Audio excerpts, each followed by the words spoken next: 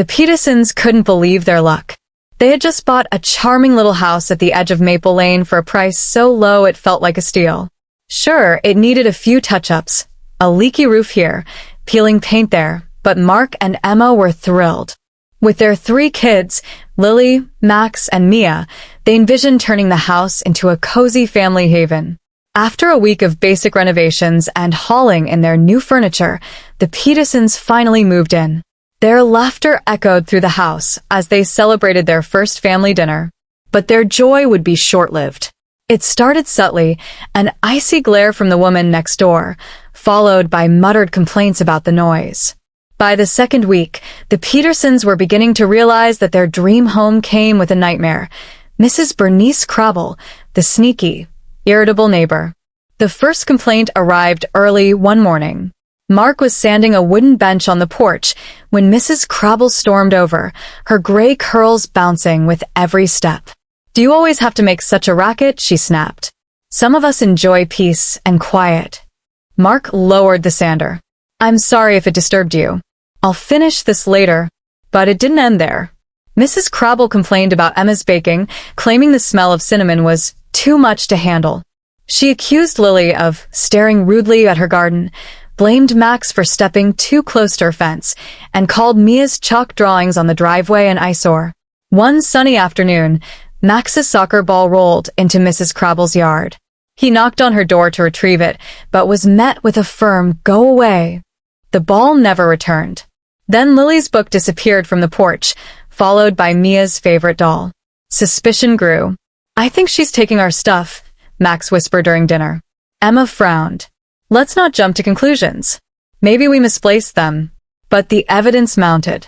One evening, as the family ate dinner, they spotted Mrs. Crabble lurking near their garden. When she noticed them watching, she scurried back to her house like a thief caught red-handed.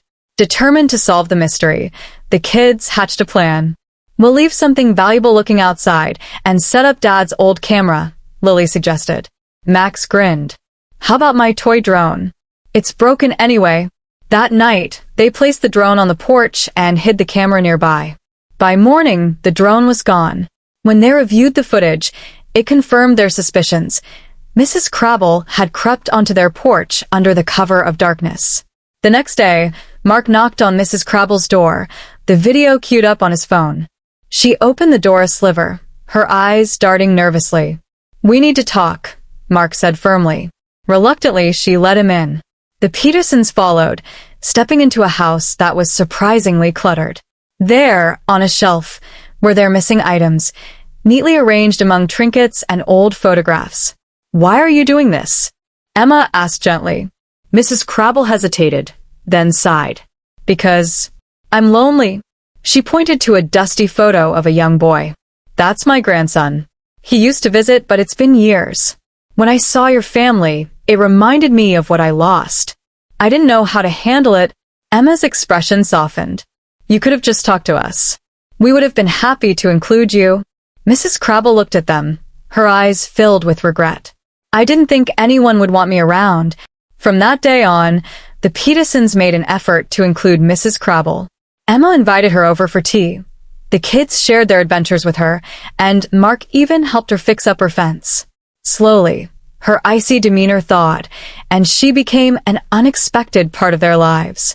The Petersons learned that some people act out because of pain they don't know how to express. With patience and kindness, they turned a sneaky neighbor into a friend, proving that sometimes the best way to deal with trouble is to face it with love and understanding.